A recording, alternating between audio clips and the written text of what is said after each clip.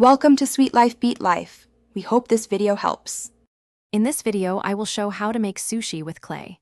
First, gather your supplies: polymer clay in various colors, a craft knife, and a small rolling pin.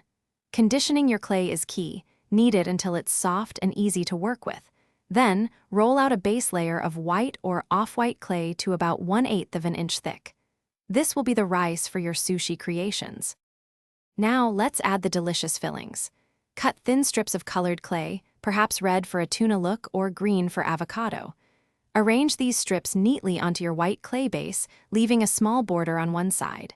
Then, gently but firmly, roll the entire piece of clay from one end, creating a tight, uniform log. This forms the core of your sushi roll. With your clay log ready, it's time to slice it into individual sushi pieces. Using a sharp craft knife, carefully cut the log into segments, aiming for a thickness of about 1/4 to 1/2 of an inch. Take your time to ensure clean cuts. If any pieces get a little squished, gently reshape them with your fingers to restore their perfect sushi form.